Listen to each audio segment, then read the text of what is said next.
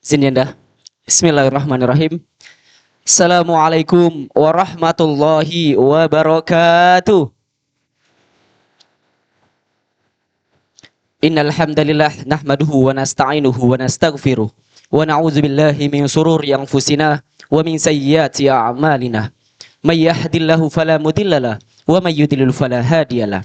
Asyhadu an la ilaha illallah wa asyhadu anna Muhammadan abduhu wa rasuluhu la nabiyya rasula ba'da. Alhamdulillahi rabbil alamin. Puji syukur kehadirat Allah Subhanahu wa taala yang mana yang hari berbahagia ini kita dapat melangsungkan kewajiban kita, yaitu sholat isya, kemudian dilanjut dengan kajian akbar, tablik akbar yang dilaksanakan di tempat yang insya Allah penuh berkah ini, yaitu Masjid Al-Ikhlas Muhammadiyah Kota Bontang. Salawat serta salam tak lupa kita sanjungkan kepada junjungan kita baginda Nabi Allah Muhammad sallallahu alaihi wasallam, karena perjuangan dan kerja keras beliaulah yang sampai saat ini dapat menghantarkan kita menikmati nikmatnya iman dan nikmatnya Islam. Semoga kita semua mendapatkan syafaat di yaumil akhir nanti. Amin ya rabbal alamin. Tidak cukup, rasanya tidak etis jika saya hanya berdiri di sini. Marilah bersama-sama kita sambut narasumber kita, ayahanda kita, Al-Ustadz Dr. Ashkuri Ibnu Khamim MSI, fal yatafaddal mashkurah. Kita beri aplaus dulu buat yanda kita.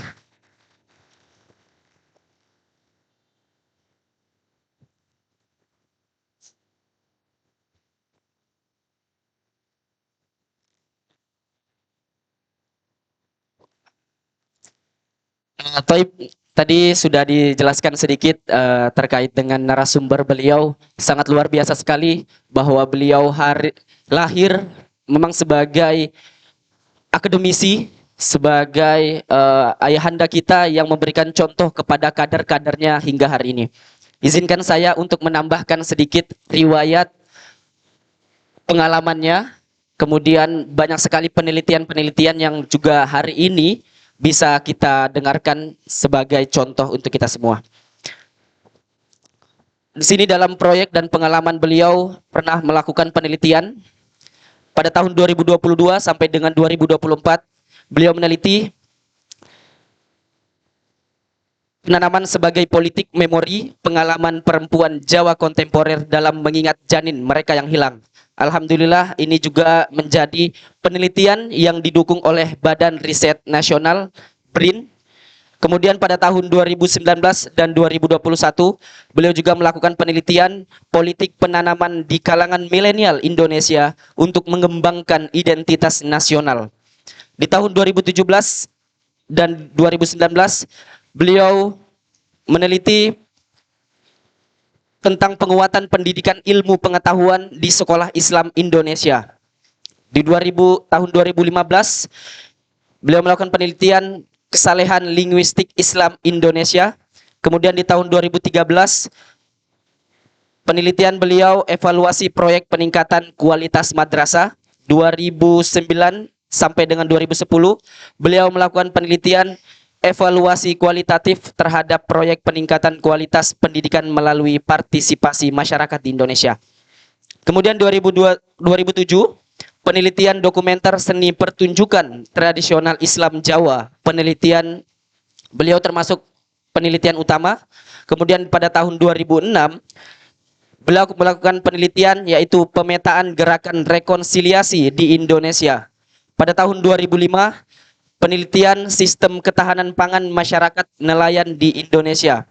Pada tahun 2004, beliau pernah melakukan penelitian pengembangan model pembelajaran kewirausahaan di antara sekolah. Dan pada tahun 2001, penelitian pemurnian dan reproduksi budaya di pantai utara Jawa, interaksi antara Muhammadiyah dan tradisi lokal. Kemudian pada tahun 19 dan 2000 beliau melakukan penelitian perkembangan pendidikan pemilih baru di Indonesia. Dan ini banyak sekali juga publikasi. Mungkin saya izin membacakan temanya aja, Sayanda. publikasi penanaman sebagai politik memori pengalaman perempuan Jawa kontemporer dalam mengingat janin mereka yang hilang. Ini akan diterbitkan dalam jurnal kebidanan, masih dalam proses.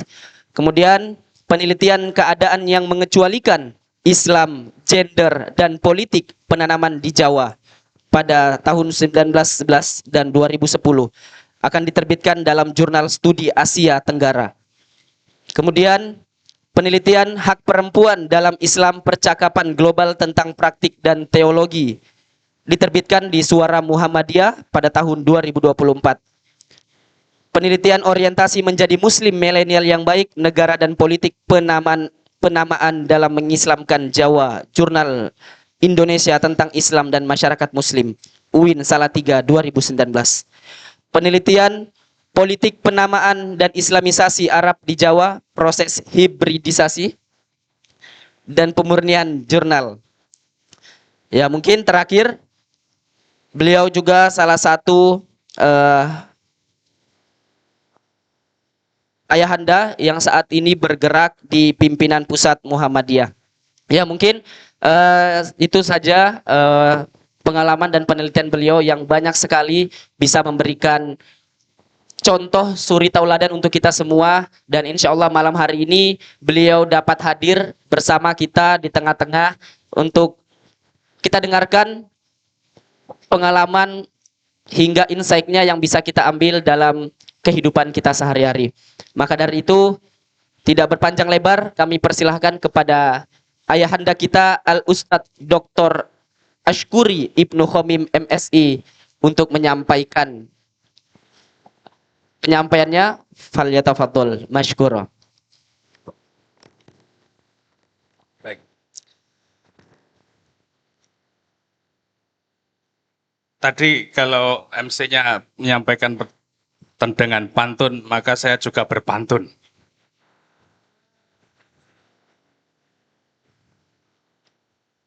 Ubur-ubur ikan lele.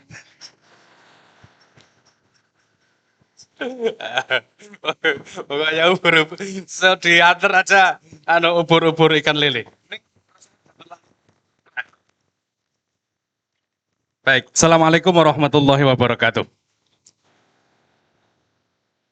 Alhamdulillahirabbil alamin wa bihi nasta'inu ala umuri dunya waddin wassalatu wassalamu ala asrafil anbiya'i wal mursalin Muhammadin sallallahu alaihi wasallam wa ala alihi wa sahbihi ajma'in.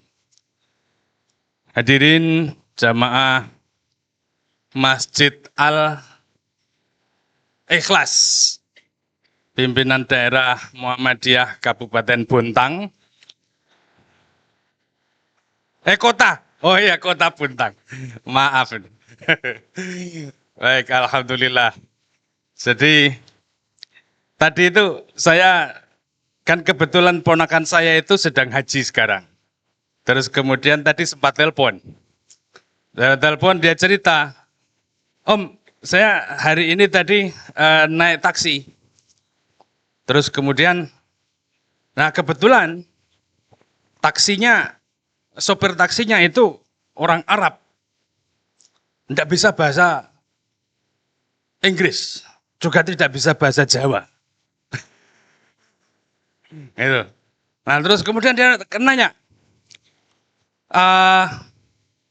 Aina Sirat, mau ke jalan apa? Gitu kan.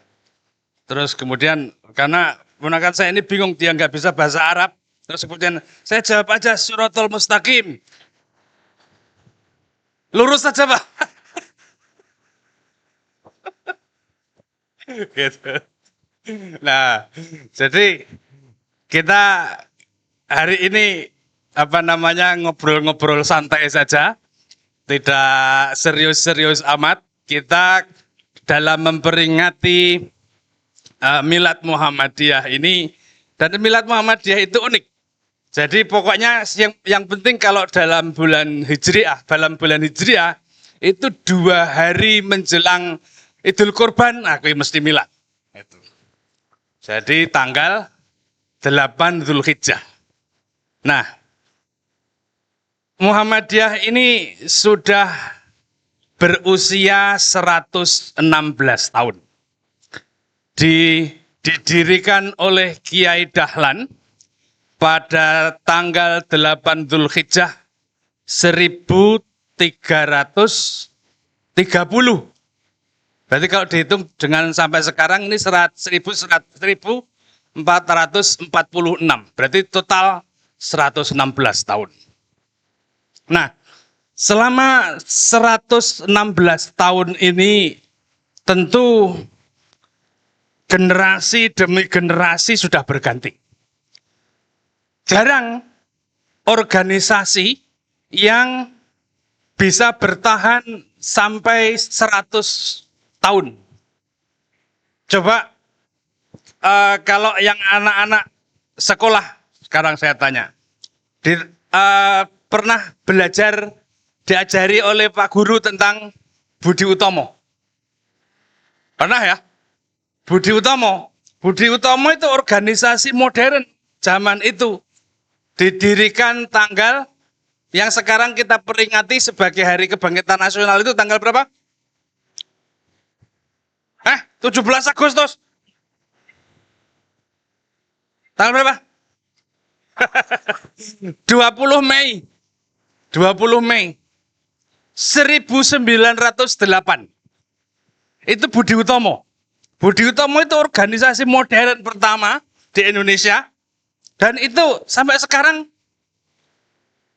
sudah hilang. Sudah almarhum. Tidak ada jejaknya sama sekali. Ada juga banyak sekali organisasi-organisasi yang didirikan di awal abad ke-20. Tapi tidak seperti halnya Muhammadiyah yang bisa bertahan sampai lebih dari 100 tahun. Dengan perkembangan yang sedemikian dahsyat. Dulu untuk mendirikan Muhammadiyah, membiayai Muhammadiyah aja, Kiai Dahlan sampai menjual perabot rumah tangganya. Sekarang turah-turah. Gitu kan? Saya berlebihan. Sehingga Muhammadiyah itu sekarang menjadi organisasi paling kaya. Organisasi paling kaya. Sebenarnya kalau dihitung-hitung itu ya juga nggak kaya-kaya amat. Jadi tapi kayanya memang karena kepemilikan, Pak. Kepemilikan aset itu Muhammadiyah paling kaya. Jadi Muhammadiyah itu asetnya itu paling banyak, maka disebut sebagai paling kaya. Tapi di antara aset itu adalah sebagian besar di antaranya adalah wakaf. Nah, kalau tanah wakaf itu digadaikan tidak bisa.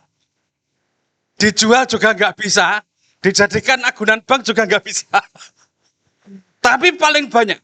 Dan itu yang harus kita syukuri, bahwa ada banyak sekali orang yang berwakaf, mewakafkan tanah, mewakafkan bangunan, mewakafkan banyak hal kepada Muhammadiyah. Itu karena saking percayanya kepada Muhammadiyah. Itu. Nah, oleh karenanya kita dalam rangka mensyukuri milad 116 tahun Muhammadiyah ini, kita patut bersyukur bahwa masih ada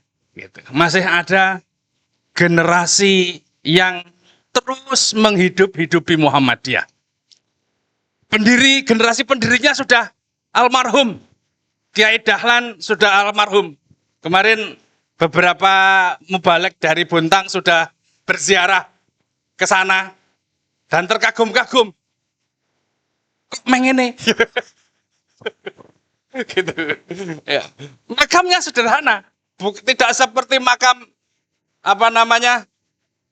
para pahlawan. Meskipun Kiai Dahlan juga seorang pahlawan, tapi tidak seperti para pahlawan lainnya yang dibangun kuburannya dengan megah. Tidak, kuburan Kiai Dahlan tetap bersahaja, sebagaimana orangnya juga bersahaja. Nah, generasi Ki Bagus Hadikusumo juga sudah nggak ada. Generasi Ki Bagus itu generasi tahun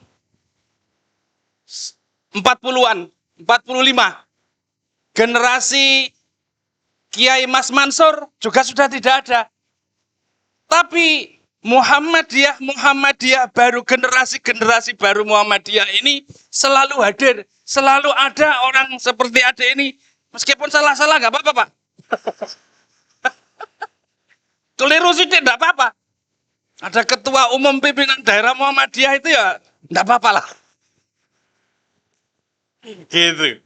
Nah, tapi selalu dia dengan sangat bangganya menyebut diri, saya Muhammadiyah. Dan anak-anak inilah yang akan terus menghidupkan generasi Muhammadiyah ke depan. Nah, sekarang saya tanya, sejak zaman Kiai Dahlan sampai sekarang, itu sudah ada berapa generasi? Sampai sekarang? Sudah ada berapa generasi, Pak?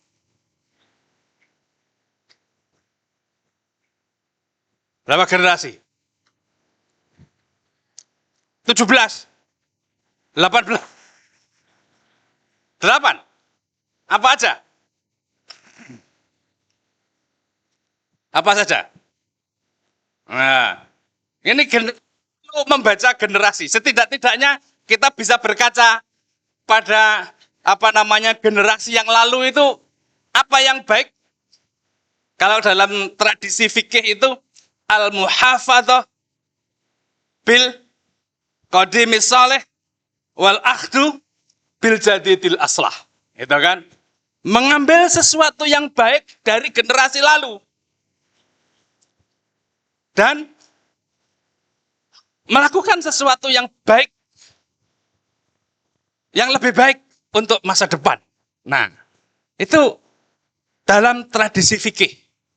Nah, sekarang dalam tradisi Muhammadiyah kita perlu untuk mengkaji kembali generasi demi generasi Muhammadiyah yang telah menghidupi Muhammadiyah lebih dari 116 tahun. Generasi pertama Muhammadiyah itu generasi apa? Disebut sebagai silent generation. Itu generasinya Kiai Dahlan. Silent generation. Orang yang lahir sebelum tahun 1945 itu disebut sebagai silent generation. Generasi yang senyap. Karena apa? Tidak banyak publikasi, tidak banyak selfie di medsos. Zaman Kiai Dahlan belum ada sosial media. Sudah ada koran, tapi tidak untuk berbangga-bangga. Maka disebut sebagai silent generation. Nah, orang yang diingat ya, jadi orang yang lahir, generasi yang lahir sebelum 1945 adalah generasi senyap. Nah, senyap. Mereka diam-diam mak bedunduk jadi, gitu ya, kira-kira. Nah, apa ciri dari silent generation ini? Karena mereka dibesarkan di masa kolonial. Orang kolonial Belanda, pemerintah kolonial itu tertib administrasi. Sangat tertib. Maka kemudian kenapa Muhammadiyah itu punya istilah dalam bahasa Belanda itu disebut sebagai besluit. Besluit itu surat ketetapan dari Gubernur Jenderal Belanda bahwa akta pendirian Muhammadiyah itu tahun 1912. Itu karena zaman itu belum ada orang yang yang perhatian dengan urusan administrasi. Mendirikan gitu aja. Ya wes, ayo didirikan, wes rampung, terus kemudian lali. Zaman itu Kiai Dahlan enggak, dia tertib sekali. Beliau itu ketika mendirikan Muhammadiyah itu langsung diurus administrasinya, terus kemudian mendapatkan besluit dari pemerintah kolonial. Yang sampai sekarang itu ada kalau dicek di Pernah ke Museum Muhammadiyah? Pernah ya? Nah, di situ ada Besluit. Pertama kali Muhammadiyah mendapatkan pengesahan dari pemerintah yang sah. Jadi pemerintah kolonial itu pemerintah yang sah saat itu. Nah, itu generasi Kiai Dahlan. Karakter utama dari generasi Kiai Dahlan itu bekerja dengan senyap. Tidak kemudian segala sesuatu dipamerkan. Tidak. Makanya Muhammadiyah benar-benar mendapatkan dukungan dari masyarakat dan tidak tahu dari mana saja dukungan itu. Tiba-tiba ada yang nyumbang. Tiba-tiba ada yang membelikan tanah. Tiba-tiba ada yang, itu semuanya silent. Tapi kemudian bermasalah di kemudian hari. Jadi, ternyata ini dulu diwakafkan oleh bapaknya. Tapi oleh generasi penerusnya digugat. Nah, itu, tapi itu ada efek buruknya dari silent generation itu. Soalnya nggak ada saksi. Nah, itu. Tapi sehingga Muhammadiyah itu tahun demi tahun, generasi demi generasi itu belajar bahwa betapa pentingnya administrasi itu. Segala hal yang menjadi keputusan, tulislah. Dan apapun yang kamu tulis, lakukan. Itu penting. Jadi Muhammadiyah itu betapa tetapnya organisasi itu intinya begini. Lakukan yang kamu tulis, tulislah yang kamu lakukan. Sehingga selalu ada saksi. Oh, ini ada saksi. Oh, orang generasi sesudahnya itu bisa mempelajari, oh zaman dulu itu begini toh. Oh, Kiai Dahlan itu meskipun Kiai Dahlan tidak meninggalkan sesuatu yang tertulis, tetapi jejak-jejak organisasinya itu, administrasinya itu ada sampai sekarang.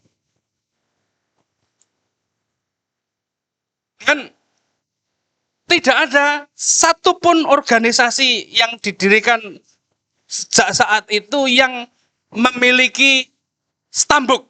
Tahu stambuk itu? Bukan. Stambuk itu adalah catatan daftar anggota. Daftar anggota itu dalam bahasa Belanda disebut stambuk. Stambuk. Yang kemudian jadi NBM itu. Kalau bapak-bapak punya NBM, nomor baku Muhammadiyah itu dari stambuk dulu. Nah, Muhammadiyah sampai saat ini, Muhammadiyah itu menginisiasi anggota, daftar anggota Muhammadiyah itu sejak tahun 1912. 1912 itu sudah ada daftar anggota. Tidak ada zaman itu orang memiliki daftar anggota gitu, kartu anggota. Stambuk Muhammadiyah enggak ada. Selain Muhammadiyah enggak ada. Maka kita harus bangga. Sampai saat ini ada jutaan orang yang sudah menjadi anggota Muhammadiyah. Sebagian sudah mati, sebagian diteruskan dengan anaknya, diteruskan oleh keluarganya untuk menjadi tetap menghidup-hidupi Muhammadiyah. Nah, itu satu hal yang harus kita syukuri.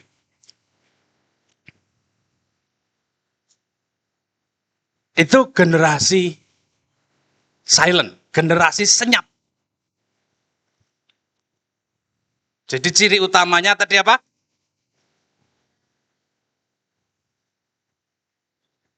Generasi apa? Cirinya? Ya, cirinya apa? Karakternya? Ya jelas nggak ada. Tapi tidak gampang pamer. Gitu. Tidak gampang pamer. Itu generasi awal. Jadi kalau bisa saya sebutkan beberapa contohnya. Kiai Dahlan. Kiai Dahlan itu pendiri Muhammadiyah. Ada Kiai Ibrahim. Ada yang tahu Kiai Ibrahim itu siapa? Wah, Kiai Ibrahim. Kiai Ibrahim itu pengganti ketua setelah Kiai Dahlan meninggal itu Kiai Ibrahim. Nah, terus kemudian Kiai Hisham. Kiai Hisham itu yang menginisiasi sekolah-sekolah Muhammadiyah di awal itu Kiai Hisham. Terus kemudian ada Kiai Mas Mansur. Mas Mansur terkenal. Dia salah satu pelopor bersama Soekarno untuk kemerdekaan Indonesia pada zaman Jepang. Terus Ki Bagus itu juga pelopor. Jadi Mas Mansur itu, ini perlu anak-anak muda tahu. Mas Mansur itu adalah tokoh Muhammadiyah yang dipercaya oleh Jepang untuk membentuk Putra. Putra itu Pusat Tenaga Rakyat bersama Soekarno, bersama Hatta. Itu berarti bukan tokoh ecek-ecek, bukan. Dia tokoh besar. Kiai Haji Mas Mansur, itu ketua Muhammadiyah. Nah, di zaman Jepang itu, ketika di zaman Jepang, beliau kemudian direkrut ke Jakarta, mendirikan Putra, terus kemudian setelah Jepang kalah perang, terus kemudian masuk Belanda, nah, beliau akhirnya ditangkap. Ditangkap dan dituduh sebagai kolaborator Jepang, sebagai antek Jepang. Jadi resiko perjuangan begitu, Pak. Resiko perjuangan. Kadang dipahlawankan pada satu zaman, di zaman setelahnya difitnah. Gitu, difitnah. Jadi dianggap sebagai kolaborator Jepang. Sehingga beliau ditangkap dan meninggal di penjara. Itu betapa betapa kuatnya prinsip Kiai Haji Mas Mansur untuk memperjuangkan nilai-nilai yang itu dibentuk oleh Muhammadiyah. Nah, Ki Bagus itu yang terkenal dengan Piagam Jakarta. Nah, jadi kalau kita mempelajari tokoh-tokoh Muhammadiyah zaman dulu, itu sama halnya kita juga mempelajari sejarah bangsa ini. Ki Bagus Hadikusumo ini itu merupakan salah satu tokoh yang benar-benar ingin memperjuangkan bahwa Indonesia yang akan merdeka itu pada zaman itu merupakan negara Islam dengan tetap mempertahankan 7 kata dalam Piagam Jakarta. Apa itu? Ketuhanan yang Maha Esa dengan menjalankan syariat Islam bagi pemeluknya. Tapi setelah ada veto, setelah ada kritik terutama dari Indonesia Timur, kemudian Ki Bagus dengan legowo. Dengan legowo itu apa bahasa Buntangnya? Dengan ikhlas. Oke lah. Kita memang tidak kalau semua ingin bergabung, maka saya mengikhlaskan bahwa negara yang akan didirikan itu bukan negara Islam, tapi harus negara yang berbasis pada agama. Maka sila pertama tetap dipertahankan, ketuhanan yang Maha Esa. Itu perjuangan tokoh-tokoh Muhammadiyah. Nah, oleh karenanya dengan mempelajari tokoh-tokoh itu, kita perlu tetap memberi rasa hormat kepada mereka, meskipun juga sebagai manusia tetap ada beberapa pro dan kontra, tetapi sesungguhnya satu hal yang tetap kita kedepankan adalah bahwa mereka adalah orang hebat pada masanya. Itu generasi silentnya Muhammadiyah. Nah, terus kemudian seiring dengan waktu tahun 45, Indonesia menjadi negara merdeka. Merdeka tahun berapa, Dik? Tanggal piro? 17 Agustus. Nah, tahun 45 kita merdeka. Dan tahun 45 itu merupakan tanda satu waktu di mana Perang Dunia Kedua sudah selesai. Jadi Perang Dunia Kedua itu dimulai tahun berapa?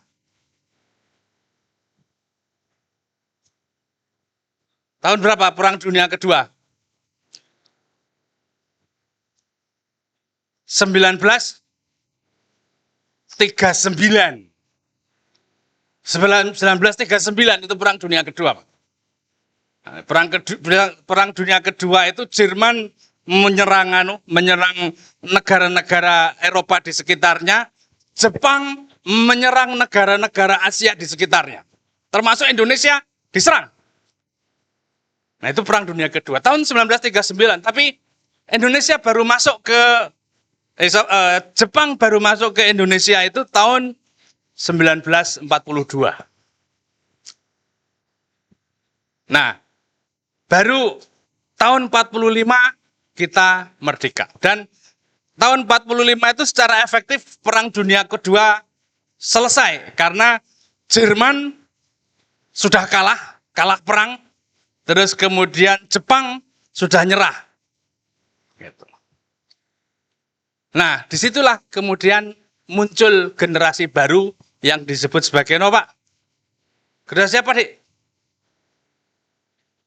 Generasi baby boomer namanya. Baby boomer. Kenapa disebut baby boomer?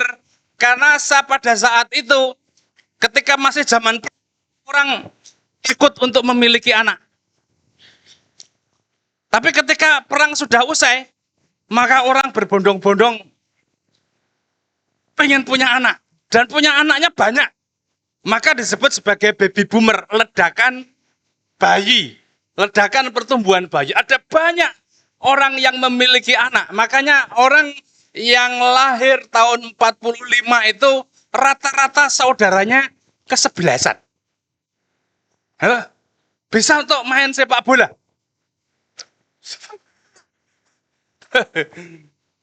Pak Fauzi, saudaranya berapa, Pak? 4 cuma. Ini berarti bukan baby boomer. Jadi orang yang lahir tahun 45-an itu adalah generasi baby boomer karena saudaranya banyak. Rata-rata saudaranya 7, 10, 11, ada yang sampai 14. Saudaranya banyak. Karena saking senangnya orang lepas dari beban Perang Dunia Kedua. Nah, orang yang lahir pada tahun 45-an itu, 45 sampai 60-an, sampai akhir tahun 60-an, awal tahun 70-an, itu disebut sebagai baby boomer. Saudaranya banyak. Nah, apa ciri khas dari generasi itu? Ciri khasnya apa? Saudaranya banyak, ya betul. Tapi karakternya apa? Karakternya. Nah, karakternya itu solidaritasnya tinggi. Karena dalam satu keluarga ada ayah, ibu, anaknya 11. Anaknya 12, anaknya belasan gitu. Terus kemudian ekonomi belum bagus-bagus amat. Ekonomi saat itu telur dadar dibagi 10. Diiris jadi 10 gitu. Benar tak, Pak? Dibagi 10. Maka setiap hari makan telur, katakan telur seumpamanya, itu harus dibagi 10. Oleh karenanya mereka memiliki solidaritas yang tinggi dengan saudara-saudaranya. Saudara saya belum makan. Ini saudara saya masih belum pulang. Ini sehingga mereka benar-benar memperhatikan betul.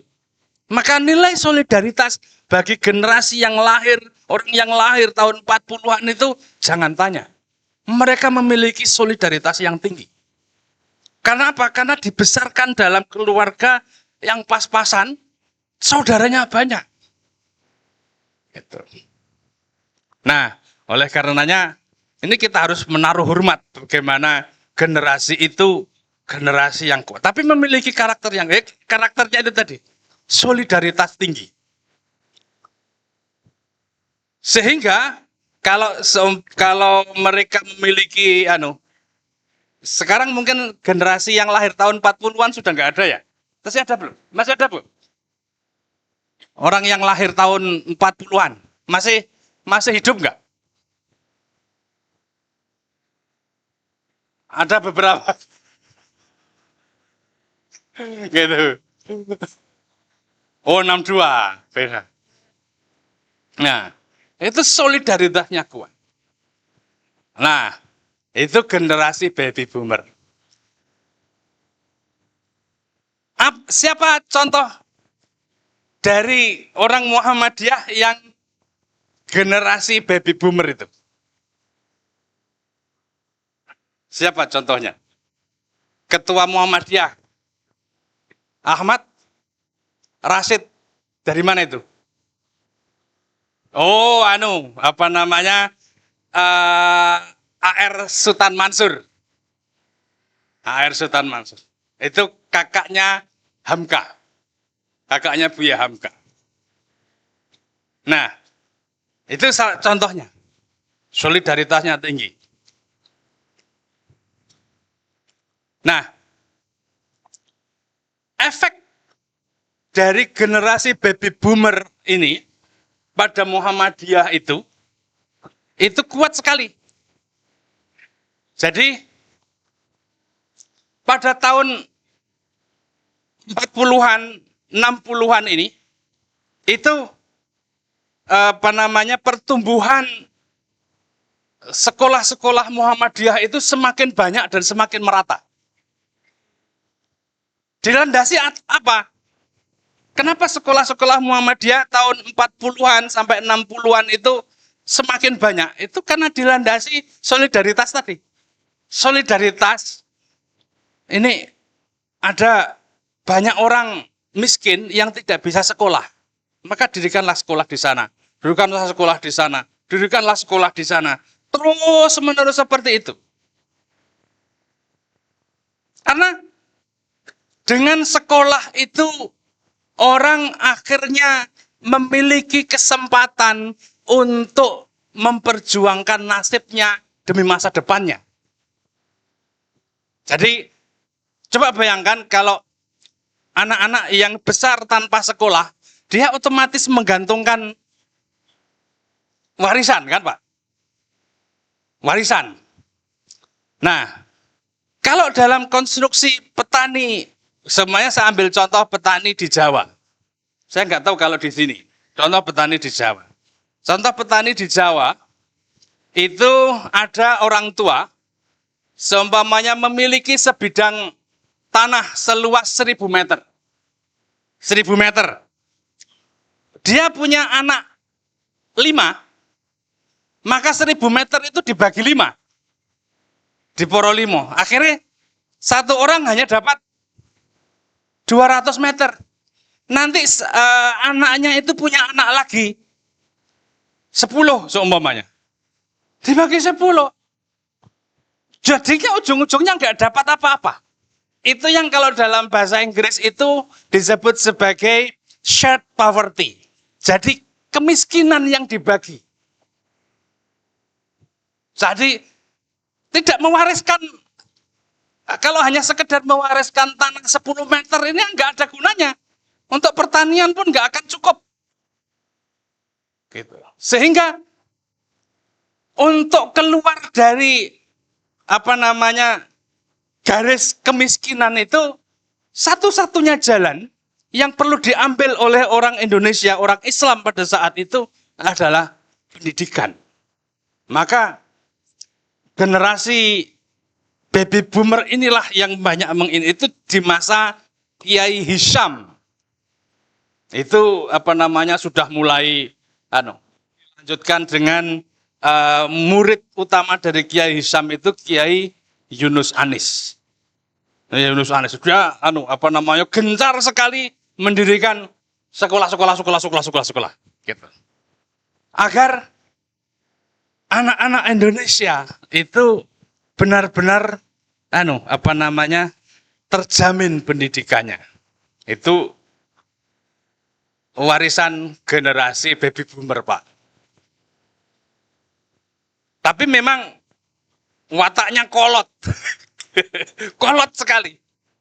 Kalau sudah punya pendirian itu nggak bisa tidak bisa ditekuk sedikit itu nggak bisa. Pokoknya ini garis lurus gitu. Garis lurus. Itu ciri dari generasi baby boomer. Itu berarti orang yang lahir antara tahun 1945 sampai akhir tahun 60-an itu baby boomer. Baby boomer. Oke. Terus generasi berikutnya, saya sampai jam berapa ya, Pak? Oh ya jangan. Besok nggak bisa sahur. Nah, terus kemudian generasi berikutnya adalah generasi X. Generasi X. Boy, X itu apa? Pokoknya itu aja. Mau dinamakan begitu kok. Kenapa dinamakan generasi X saya juga nggak tahu. Tapi pokoknya generasi X gitu aja. Generasi X itu dimulai tahun 1970-an. 1970-an. Nah, generasi X ini adalah orang-orang yang lahir tahun 70 sampai 90. Itu generasi X, Pak. Nah, generasi X ini karakter utamanya itu memiliki kekuatan. Pokoknya generasi itu harus generasi yang strong. Strong, pokoknya kuat. Memiliki karakter yang kuat. Kenapa? Pada saat itu tahun 70-an itu belum lama setelah Gestapo. Gestapo tahun berapa, Pak? 65. Gestapo itu tahun 65. Nah, ada proses di mana ekonomi Indonesia saat itu porak-poranda. Banyak kelaparan. Masih keluarga-keluarga juga masih belum sejahtera. Kalau 30 tahun sebelumnya dadar dibagi 10, sekarang malah dibagi 20.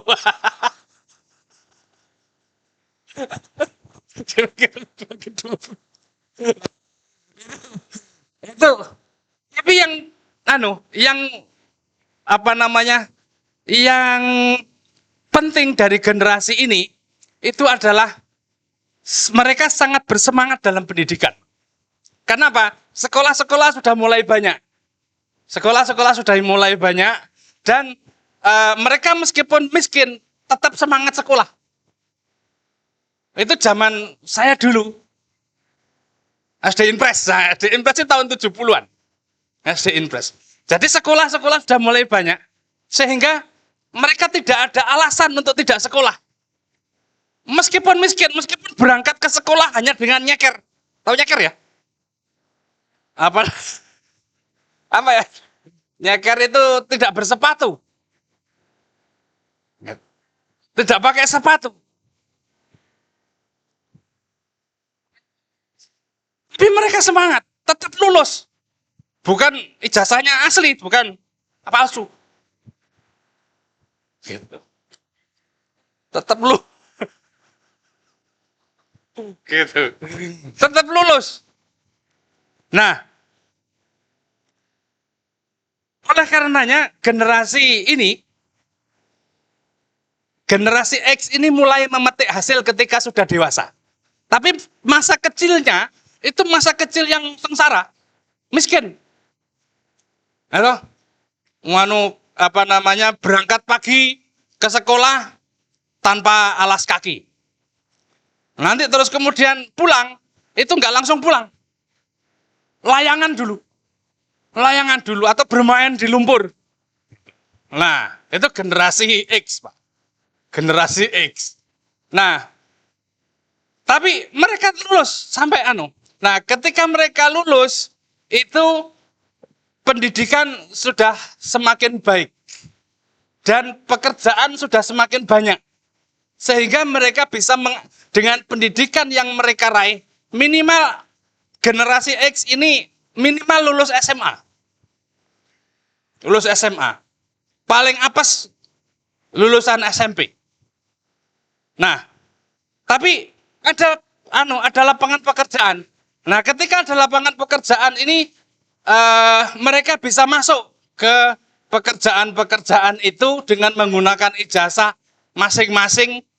Dan itu mereka setelah dewasa, itu mereka menjadi lebih sejahtera. Nah, itu Pak, menjadi sejahtera. Jadi, ketika tahun 90 mereka menjadi lebih sejahtera, itu maka mereka melahirkan generasi baru, yaitu generasi Y, yang biasa disebut sebagai generasi milenial. Generasi milenial. Nah, generasi milenial ini generasi yang peralihan. Orang yang lahir antara tahun 90 sampai tahun 2000-an itu disebut sebagai generasi milenial. Ciri khas generasi milenial itu apa? Separuh umurnya itu tidak digital, tapi separuhnya digital. Ini rata-rata kabeh ini generasi Y atau generasi X. Generasi Y yang lahir tahun 90-an itu generasi Y. Jadi separuh masa mudanya itu masa muda yang main layangan. Nah, tapi ketika sudah SMA, sudah mahasiswa, itu main game. Main game. Nah, ini karakter yang membuat karakter khusus dalam generasi Muhammadiyah. Anak-anak yang kader-kader Muhammadiyah yang merupakan generasi X ini, itu mereka semakin semakin banyak yang kemudian memanfaatkan teknologi digital ini untuk kepentingan mereka. Untuk kepentingan idealisme mereka. Contoh Ustadz Adi Hidayat. Itu generasi milenial. Orang yang lahir tahun 90-an. Dan ketika mendapati teknologi digital, itu bisa dimanfaatkan. Akhirnya menjadi ustadz yang sangat terkenal. Gitu. Ustadz gaul yang kita kenal sekarang, yang bisa disebutkan Ataki, Abdul Somad, siapa lagi? Adi Hidayat, terus siapa lagi? Ja'far, terus siapa lagi? Itu generasi milenial. Kenapa? Mereka bisa benar-benar bisa memanfaatkan teknologi digital itu untuk kepentingan idealisme mereka. Nah, itu contoh. Dan itu mengkarakterisasi dakwah Muhammadiyah belakangan ini. Contoh, sekarang coba pengajian Muhammadiyah itu yang hadir berapa persen yang anak-anak muda? Tidak ada, yang anak muda paling hanya 5-10%. Selebihnya generasi tua. Kenapa? Orang anak muda itu lebih memilih mendengarkan ceramahnya Adi Hidayat sambil nongkrong atau tiduran atau sambil melakukan hal yang lain. Kalau datang ke masjid untuk mendengarkan pengajian, Mas, Ustadz yang gitu aja, gitu kan? Nah, itu karakter. Kita tidak bisa menyalahkan mereka. Kita yang harus juga berbenah. Berbenah. Bagaimana masjid ini menjadi masjid yang disukai oleh anak-anak muda? Bagaimana caranya? Ya nanti, maka kita perlu belajar banyak ke masjid-masjid yang ada masjid. Kalau di Jogja itu apa? Jogokarian. Masjid 1000 Pemuda. Atau masjid banyak. Ya ada juga masjid Al-Falah Sragen. Itu masjid Muhammadiyah, Pak. Kalau Al-Falah Sragen itu. Jadi jangan sebut Jogokarian terus. Ya Jogokarian bagus. Cuman ya apa namanya, kita Muhammadiyah itu lebih prefer Sragen. Gitu. Oke. Nah, itu karakter generasi. Sehingga ini nanti yang akan mengkarakterisasi teknologi digital ini, itu yang akan mengkarakterisasi generasi Z. Generasi Z itu anak-anak yang lahir ribuan, itu generasi Z namanya. Nah, generasi Z ini lebih dahsyat lagi. Mereka sepenuhnya dibesarkan oleh teknologi digital. Sejak bayi.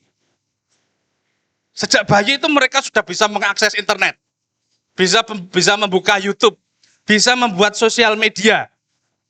Bisa membuat akun sosial media. Bisa pamer selfie di Instagram. Bisa selfie di TikTok. Nah, itu anak-anak Z, generasi Z. Tadi seumur usia ini nih Gen Z ini. Itu. Nah, karena Gen Z itu punya kemudahan, maka mereka sulit sekali untuk diatur. Karakternya sulit diatur, ambok nduk ke masjid ya. Pengajian apa meneh. Gitu. Nggak bisa diatur karena mereka punya banyak, mereka memang memiliki banyak kemudahan. Kemudahan itu apa? Lama pengajian melalui YouTube aja kok. Melalui YouTube aja bisa kok, ngapain datang ke masjid? Gitu. Pikirannya sederhana. Nah, oleh karenanya kita yang berjuang dengan Muhammadiyah itu, kita harus berbenah diri. Wah, ini tumbuh generasi-generasi baru ini. Kalau kita tidak ini, kadang ada Pak yang orang yang menyalah-nyalahkan, gawe TikTok aja. Apa saja yang jadi seakan-akan menyalahkan TikTok, seakan-akan menyalahkan Instagram, seakan-akan menyalahkan, bahkan ada yang bahkan mengharamkan gitu. Tapi satu hal yang lupa, di TikTok itu ada miliaran orang. Itu kalau tidak ada satupun, katakan tidak ada satupun mubalek yang hadir di situ, itu jadi lahan maksiat. Oleh karenanya kita harus sadar bahwa memang anak-anak kalau yang yang senangnya TikTok, biarkan dia TikTok, biarkan dia berekspresi di situ, menyalurkan positive vibes, semangat positif di kalangan anak-anak muda. Itu penting. Nah, kalau perlu latihlah mereka di masjid, bikin TikTok dakwah. Ya. Atau latihlah mereka di masjid untuk bikin konten-konten dakwah. Itu keren. Bikin film pendek atau bikin apalah gitu. Kalau nggak bisa ceramah ya bikinlah quote-quote yang positif gitu. Jangan lebay-lebay. Nah itu karakter generasi ini mempengaruhi karakter kita bermuhammadiyah. Nah, terakhir itu generasi A. Generasi A itu yang sekarang sedang sedang sekolah SD, SMP, itu generasi A. Itu kita belum tahu karakternya seperti apa. Mereka baru mencari bentuk. Nah, yang terakhir itu generasi beta. Generasi beta itu anak-anak yang lahir tahun 2025. Jadi sekarang 2025 itu muncul generasi A. Apa pentingnya kita mempelajari generasi-generasi ini? Satu hal yang perlu kita camkan bahwa Muhammadiyah ini tetap bertahan lebih dari 116 tahun itu dihidupi oleh generasi-generasi ini. Oleh karenanya antar generasi tidak perlu saling menyalahkan. Oh, yang generasi tua menyalahkan yang muda menganggap yang tua itu sudah kolot. Gitu. Nah, justru keduanya harus saling membantu. Anak-anak muda itu arahkan generasi tua itu untuk mendukung aktivitas kalian. Nah, generasi tua juga sama. Jangan sampai menghakimi, menjudgment, wah kowe iki terlalu banyak hura-huranya daripada manfaatnya gitu. Memang beda, zaman sudah beda. Itu hal yang harus kita sadari semua. Saya pikir itu yang saya sampaikan. Ada kata terakhir, saya mengutip ayat Al-Quran. Ya ayyuhalladzina amanu taqullaha wal tanzur nafsum ma qaddamat liqad. Nah, itu setiap setiap milad Muhammadiyah ini ayat ini sering dibacakan. Wal tanzur nafsum ma qaddamat liqad. Hendaklah setiap diri memperhatikan apa yang akan terjadi di hari esok. Nah, hari esok itu tafsirnya banyak. Bisa lusa, bisa tahun depan, bisa 10 tahun lagi, bisa setelah mati. Itu hari esok. Semuanya hari esok. Oleh karenanya, kita ketika melakukan pendidikan bagi anak-anak muda ini, itu kita harus visioner. Punya visi masa depan. Kira-kira 10 tahun lagi harusnya seperti apa? 20 tahun lagi harusnya seperti apa? Terus kemudian kira-kira sekian puluh tahun itu harusnya seperti apa? Itu visi. Dan harus seringkali membaca. Ini ada hasil riset ini Pak, bagus ini untuk diperhatikan. Jadi ini sekarang tahun 2025. 50 tahun lagi itu umat Islam akan menjadi umat mayoritas di muka bumi. 50 tahun lagi. Ini berdasarkan statistik loh, bukan berdasarkan ramalan, bukan. Ini statistik. Jadi kenapa 50 tahun lagi ini umat Islam akan menjadi bangsa mayoritas di muka bumi ini? Karena sekarang ini angka pertumbuhan di negara-negara yang sekarang kan penduduk terbanyak di muka bumi ini beragama Kristen sekarang. Kristen, yang paling banyak Kristen.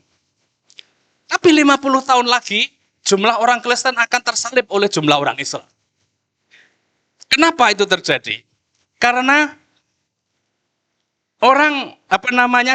angka kelahiran di negara-negara Kristen itu merosot. Apa sebabnya? Karena terjadi apa yang disebut sebagai resesi seks. Resesi ini bukan vulgar loh Bu. Jadi bukan vulgar. Resesi seks itu adalah istilah sosiologi sebenarnya. Yang untuk menjelaskan bahwa anak-anak muda sekarang itu, anak-anak muda di Eropa, di Jepang, itu tidak lagi berminat untuk menikah, Pak. Tidak lagi berminat untuk menikah apalagi punya anak. Sehingga karena apa? Ada asumsi bahwa menikah itu sesuatu yang mahal dan nggak ada gunanya. Kan kalau menikah itu harus ngelamar, biaya. Nanti menikah juga biaya. Terus nanti kalau sudah menikah itu harus punya rumah, harus punya mobil, biaya lagi. Terus kemudian nanti punya anak, biaya lagi. Menyekolahkan anak, biaya lagi. Bagi logika anak-anak muda sekarang di Eropa, itu sesuatu yang absurd, nggak ada gunanya. Boros. Maka mereka hanya menghabiskan waktu untuk kesenangan pribadi. Sehingga tidak, maka sekarang ada istilah child free. Gitu, istilah child free. Orang lebih nyaman tidak punya anak. Nah, oleh karenanya, angka pertumbuhan di negara-negara maju sekarang dan 50 tahun sampai 50 tahun mendatang itu ngedrop. Jadi seperti contoh di Jepang. Di Jepang itu sekarang 5% desa-desa di Jepang itu sekarang tutup. Nggak ada penduduknya. Jadi yang tua-tua sudah mati, yang muda-muda itu sudah hijrah ke kota, sehingga kampung-kampungnya dibiarkan kosong. Itu 5% desa-desa di Jepang sekarang kukut, sudah nggak ada penduduknya. Habis. Nah, sehingga angka pertumbuhan penduduk itu di negara-negara maju itu menurun. Tapi, ini yang kita syukuri, di negara-negara Islam, itu kita masih menjunjung tinggi nilai-nilai pernikahan. Ya, Bu, makanya para orang tua itu harus cerewet. Kalau anaknya sudah berusia 25 tahun, urung nikah, dikejar terus. Kapan nikah? Harus dikejar. Karena kalau nggak begitu, nanti mereka memilih untuk tidak menikah. Nah, oleh karenanya kita harus menjunjung tinggi tradisi ini tradisi yang baik dan tetap harus kita pertahankan untuk menjaga agar kita nanti 50 tahun lagi akan menjadi bangsa mayoritas di muka bumi. Nah, oleh karenanya umat Islam termasuk Muhammadiyah harus benar-benar memperhatikan semangat kader-kader kita. Jadi jangan sampai ada kader-kader kita yang dibiarkan menjomblo seumur hidup. Itu Pak Bu. Jadi kalau ada kader yang jomblo, ini ketua PDM tanggung jawab.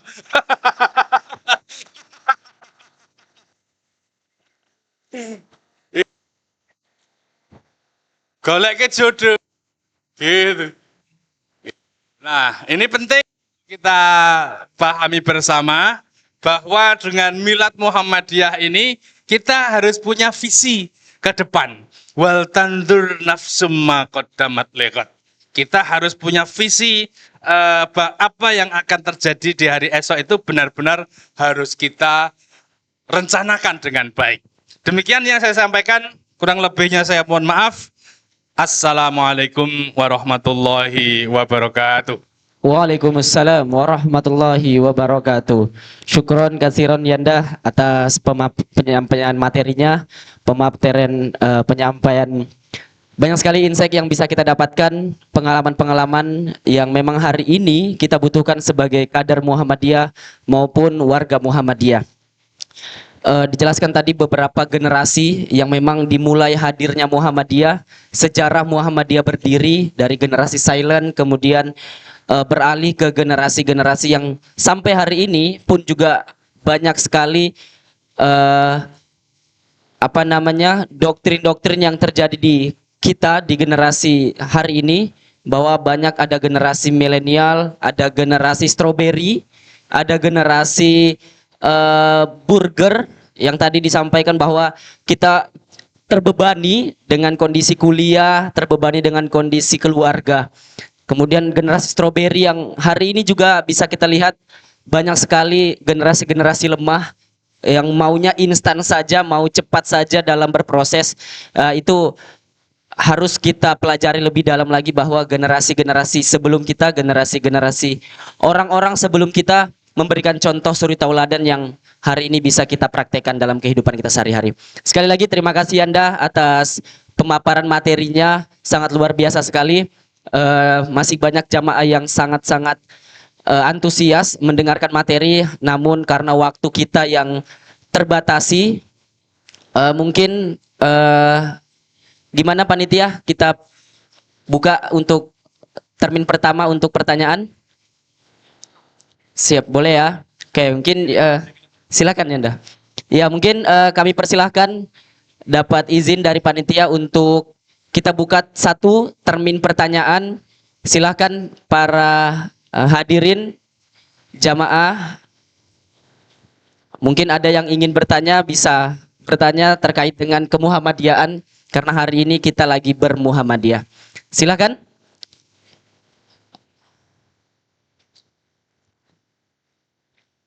Iya, bisa mungkin disiapkan mic-nya.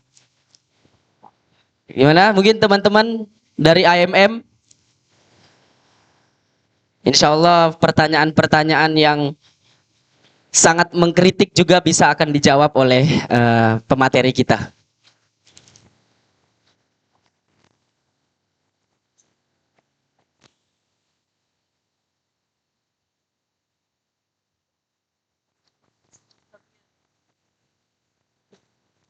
Terima kasih. Assalamualaikum warahmatullahi wabarakatuh. Mohon penjelasannya Ustadz, yang dimaksud generasi stroberi.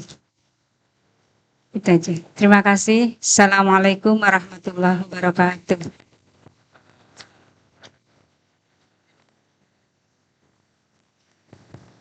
Ya, baik, terima kasih. Yang dimaksud generasi stroberi itu adalah generasi Z sendiri. Jadi istilah lain dari ciri utama dari generasi Z itu adalah memang kenapa disebut sebagai generasi stroberi itu lembek. Jadi tidak sestrong generasi X, itu tahan banting. Bikin usaha gitu kan, bikin usaha terus kemudian bangkrut, tetap nggak menyerah, mulai lagi dari nol, bangkrut lagi, mulai lagi dari nol, itu strong generasi. Tapi kalau generasi generasi X, generasi Z itu tidak tahan banting, karena mereka sejak kecil itu mendapatkan banyak kemudahan. Nah, maka mereka lembek, jadi baperan. Kira-kira. Nah, baperan itu jadi ketika patah arang dengan satu tujuan, dia akan beralih ke tujuan yang lain. Itu yang dimaksudkan generasi Z atau disebut sebagai generasi stroberi, itu dengan kata lain lembek tadi. Itu sebenarnya istilah sindiran atau istilah kalau itu generasi micin. Generasi micin itu juga sama. Generasi micin itu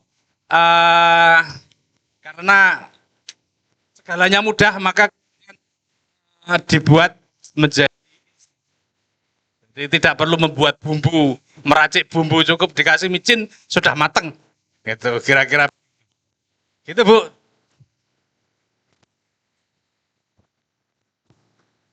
Ya, mungkin itu tadi jawabannya. Memang banyak sekali istilah yang terjadi saat ini. Ya mungkin, mungkin boleh terakhir pertanyaan dari peserta satu kali lagi. Ya, kita persilahkan. Mungkin yang ingin bertanya bisa. Oh ya, sebentar ya Anda, ada dari belakang dulu. Baik Ustadz, bismillahirrahmanirrahim. Assalamualaikum warahmatullahi wabarakatuh. Baik, karena malam hari ini temanya adalah Tablik Akbar Hari Miladnya Muhammadiyah. Saya ingin bertanya tentang kemuhammadiyahan. Ada dua istilah yang menggelitik di telinga saya, Ustadz. Nanti mohon pencerahan antum supaya tidak salah persepsi saya. Yang pertama adalah hidupi Muhammadiyah, jangan hidup dari Muhammadiyah. Itu saya masih bertanya-tanya, apa sih maksudnya hidupi Muhammadiyah, jangan hidup Muhammadiyah. Bagaimana dengan tenaga pengajar di Muhammadiyah? Toh juga dia cari hidup di Muhammadiyah, kan gitu. Jadi makna yang sesungguhnya hidupi Muhammadiyah, jangan hidup dari Muhammadiyah itu apa, Ustadz? Itu yang pertama. Kemudian yang kedua, saya bangga bermuhammadiyah. Itu apa maksudnya, Ustadz? Kok bermuhammadiyah bangga? Orang NU nggak pernah kita dengar saya bangga ber-NU. Orang Persis nggak pernah mengatakan saya bangga berpersis. Tapi Muhammadiyah dengan PD-nya mengatakan saya bangga bermuhammadiyah. Mohon pencerahan antum, Ustadz. Assalamualaikum warahmatullahi wabarakatuh.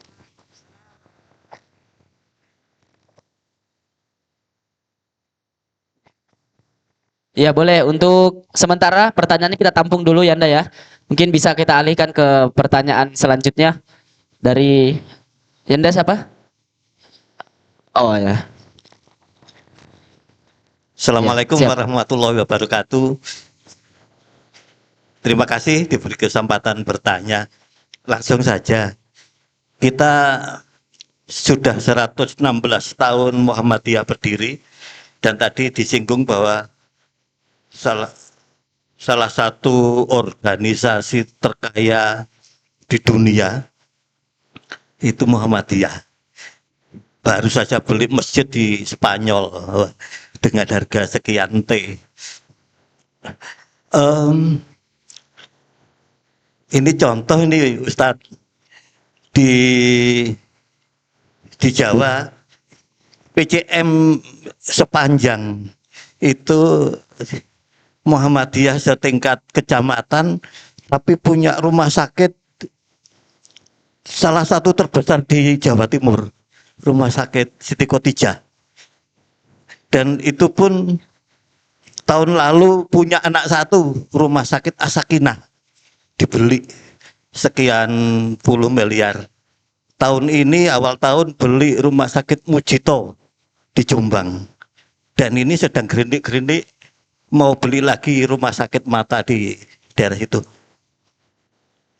Sementara Ustadz, di Bontang kita 2 kali periode kepengurusan PDM diamanahkan membuat klinik. Alhamdulillah belum jadi, Ustadz. Ya, karena kondisinya mungkin berbeda. Di sini alhamdulillah kita rajin bikin list. Kalau ada kegiatan bikin list. Nah, pertanyaannya di Muhammadiyah ini kaya tapi kok enggak bisa berbagi, Ustaz? Mbok yang kaya yang di sana itu berbagi ke kita sehingga kita mudah bikin klinik. Jadi salah satunya itu, Ustaz. Terima kasih. Wassalamualaikum warahmatullahi wabarakatuh. Assalamualaikum warahmatullahi wabarakatuh. Oke, baik Ustadz, mungkin langsung saja dijawab. Mungkin dari pertanyaannya Bapak di belakang tadi. Ada 2 pertanyaannya. Itu memang yang disampaikan Kiai Haji Dahlan, hidup-hidupilah Muhammadiyah, jangan hidup di Muhammadiyah. Kemudian penyampaian kedua, bangga bermuhammadiyah. Nah, penjelasan secara lengkap dan rincinya itu seperti apa Ustadz? Oke, baik. Terima kasih ini. Ini penting ini untuk kita tafsir ulang. Jadi kan sudah saya sampaikan tadi, Kiai Dahlan itu silent generation. Muhammadiyah pada masa Kiai Dahlan itu baru tahap pertumbuhan. Ketika tahap pertumbuhan itu artinya dia perlu disupport oleh para pendukungnya, oleh para anggotanya. Jadi ketika dalam masa pertumbuhan itu, maka para anggota Muhammadiyah itu seharusnya mensupport Muhammadiyah. Tapi sekarang Muhammadiyah itu sudah bisa menghidupi dirinya sendiri. bahkan sudah bisa memberi manfaat besar bagi bangsa. Oleh karenanya, apa yang disampaikan Kiai Dahlan itu sangat kontekstual pada zamannya. Tapi pada zaman sekarang itu perlu ditafsir ulang. Karena apa? Karena terus kemudian kalau kita sudah punya perguruan tinggi Muhammadiyah, sudah punya rumah sakit Muhammadiyah, sudah punya klinik, punya sekolah, punya ribuan TK ABA, terus kemudian tidak ada kader-kader Muhammadiyah yang menghidupi, yang hidup di dalamnya, terus kemudian arep jagake sopo? Itu orang jagake sopo? Ya harus kembali kepada kita semua. Oleh karenanya pernyataan Kiai Dahlan itu kontekstual, relevan pada zamannya. Pada zaman sekarang itu perlu ditafsir ulang. Itu kayak pas gitu. Nah, terus kemudian yang kedua tentang saya bangga menjadi Muhammadiyah. Itu satu pernyataan yang sangat penting. Kenapa?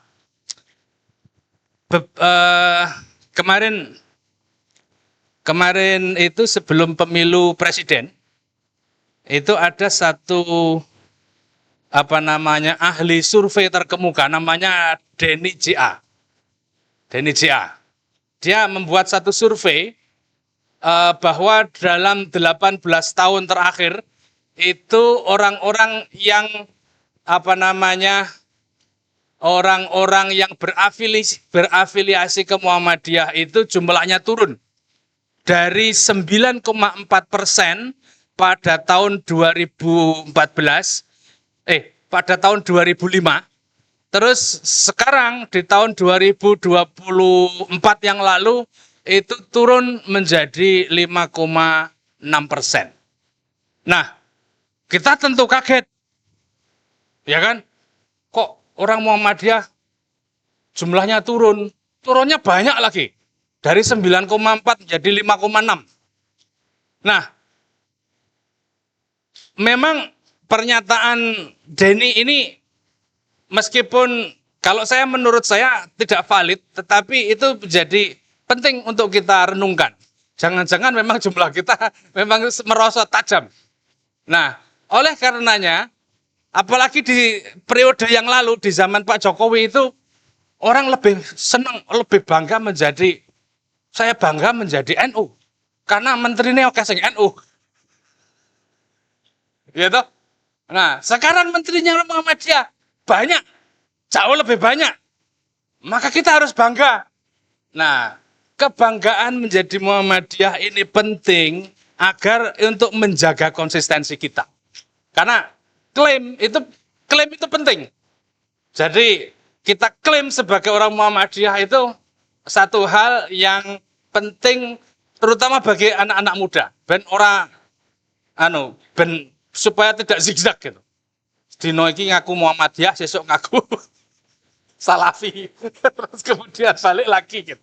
Nah, kita perlu menjaga konsistensi itu. Itu Pak, yang maksudnya berbangga dengan Muhammadiyah itu. Terus kemudian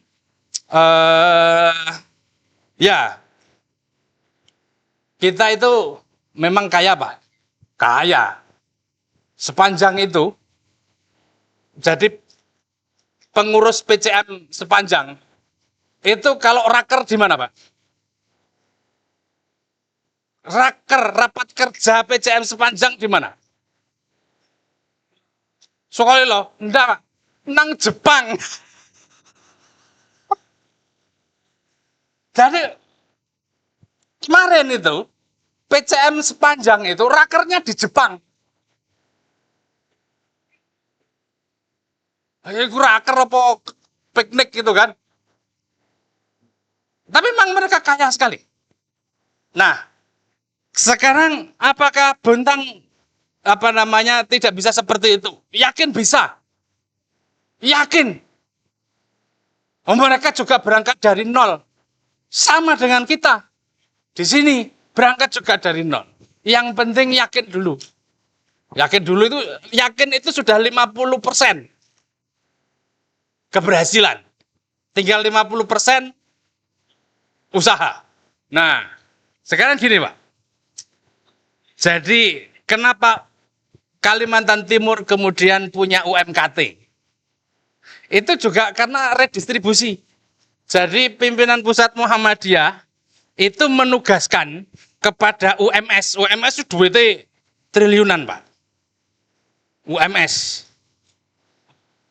PP Muhammadiyah menugaskan kepada UMS untuk membuka universitas di Kalimantan Timur. Rektore langsung dikirim saka Solo. Pak Bambang Setiaji menginisiasi pendirian UMKT. Dosennya juga dikirim dari Solo. Itu UMS semuanya dibiayai oleh UMS Pak. Semuanya. Nah, termasuk juga UMY. UMY itu ditugasi oleh PP Muhammadiyah untuk mempertahankan Universitas Muhammadiyah Maluku Utara. Kalau tidak ada, kan Universitas Muhammadiyah Maluku Utara itu konflik Pak. Jadi sudah kampus kecil, konflik tambah kecil lagi. Nah, oleh karenanya, karena mereka berkonflik terus-menerus, maka kemudian rektornya langsung didatangkan dari Jogja. Dosen-dosen sekalian di sana. Itu upaya PP Muhammadiyah untuk tetap mempertahankan eksistensi Muhammadiyah. Termasuk juga Jakarta. Universitas Muhammadiyah Jakarta itu ditugasi untuk membuat rumah sakit di Papua. Jadi menginisiasi pendirian rumah sakit itu juga tidak mudah. Itu juga tergantung pada pasar, tergantung pada ini. Jadi kita memang perlu melakukan feasibility studies. Kira-kira yang potensial dikembangkan di Buntang itu apa dulu? Jangan-jangan ini klinik nggak cocok. Engkau siapa yang yang jadi dokter? Siapa yang akan berobat? Siapa yang akan itu harus dilakukan feasibility studies-nya. Jangan-jangan yang cocok malah bikin tambang. Ya tahu. Bikin tambang. PWM Sumatera Selatan itu mendirikan 2 buah PT. PT Pak. Yang satu untuk tambang emas. Yang satu itu untuk penambangan pasir. Mereka bangga sekali. Ini sudah mendatangkan investor dari Cina. Ya, kita modal nama besar Muhammadiyah. Nah, bagaimana caranya kita supaya kita bisa mendatangkan investor? Mungkin orang Buntang yang lebih tahu. Kira-kira bisa nggak seumpamanya mendatangkan investor yang sudah ada di sini? Gitu. Saya pikir kita harus harus membuka diri, membuka pikiran dan hati kita itu bahwa negeri ini terlalu besar untuk hanya diurus Muhammadiyah. Kita harus berkolaborasi. Berkolaborasi dengan siapa saja. Yang penting tidak dengan Fir'aun. Gitu. Berkolaborasi dengan siapa saja. Dengan pemerintah daerah kita berkolaborasi. Dengan mungkin pihak asing juga kita bisa berkolaborasi. Mungkin dengan internal Muhammadiyah sendiri dari dari tempat-tempat lain kita juga bisa berkolaborasi. Itu kita harus membuka itu. Karena ya ini tadi umat Islam atau bangsa ini terlalu besar untuk hanya diurus oleh Muhammadiyah sendirian. Kita nggak mungkin eksklusif. Kita harus inklusif, terbuka dengan bekerja sama. Jangan sampai kita itu seakan-akan wah ini hanya kita yang bisa gitu. Nah mungkin semua Allah memberikan banyak keutamaan kepada semua kelompok umat manusia di muka bumi ini untuk saling bekerja sama, bukan untuk saling ya kan? Inna khalaqnakum min dzakarin wa untha wa ja'alnakum syu'uban wa qabaila lita'arafu, untuk saling kenal mengenal. Kalau sudah saling kenal mengenal itu ujung-ujungnya adalah kolaborasi dan kerjasama. Apapun itu, apapun latar belakang budayanya, apapun latar belakang agamanya, apapun latar belakang ininya, kita bisa bekerja sama sepanjang untuk urusan yang keduniaan. Kalau untuk urusan keagamaan, urusan teologi, urusan kita punya prinsip sendiri. Gitu. Tapi untuk urusan mensejahterakan umat, mensejahterakan bangsa, untuk kemaslahatan umat manusia, itu kita harus bekerja sama dengan yang lain. Begitu yang saya sampaikan, Pak. Terima kasih. Ya.